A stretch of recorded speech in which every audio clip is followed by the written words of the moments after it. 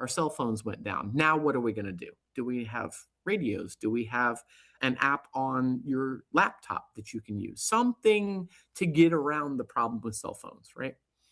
And then what is my checklist? Everybody's checklist is going to be different. And so I don't try to make everybody happy on that.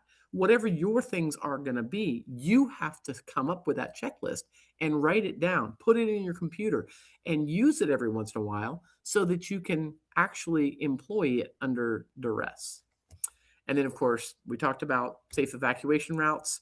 How do you get out of your neighborhood if you go to the left? How do you get out of your neighborhood if you go to the right? And what are your options from there? And how do you get to the shelter or wherever you're going to take your animals from there? And of course, go early. We always tell horse people, please go early. That's one of the things that we learned from hurricanes down in South Florida. Go early. You do not want to get stopped in traffic and run out of fuel sitting on the interstate waiting because there's so many traffic trying to leave. Don't wait too late. This is one of those things that it went viral all over the internet. If you look up pictures of horses leaving from wildfires, you will find their pictures all over the place. And I'm like, I know they only had a few minutes of warning. That the Palisades fire did blow up very quickly. But I'm sitting there thinking, man, that is terrifying. The flames are literally right behind them. And if you watch the videos, it's obviously very hot and it's blowing embers in onto the horses and the people. So don't wait till late. Just leave early. This is another example of a horse that was released when the sheriff says, cut your fences and let your livestock out. I understand that they had to do that, but it's really not a plan. And if you love your animals and you say they're your heart horse, then you need to come up with a better plan. I understand when people have 500 horses or 50 horses, sometimes they have challenges with that. But if you got one or two, it's your job and you need to get them out. It's not a plan to just let them go. This is a good example. Run a video here.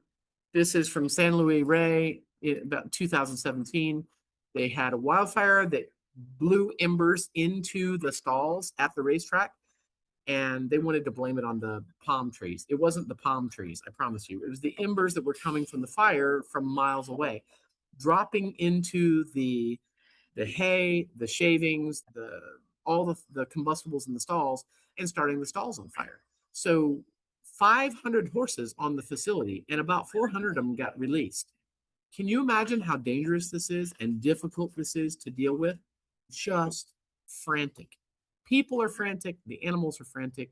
It's just crazy. And of course, along the way, they had about 46 horses that either were killed or had to be euthanized because of all the injuries. Horses were having sex in public. Horses were fighting in public. Of course, that's what they are doing. And a lot of destruction there. And many people with burns. 3 people actually went to the hospital with serious burns. And a lot of that comes down to lack of training and planning and practicing.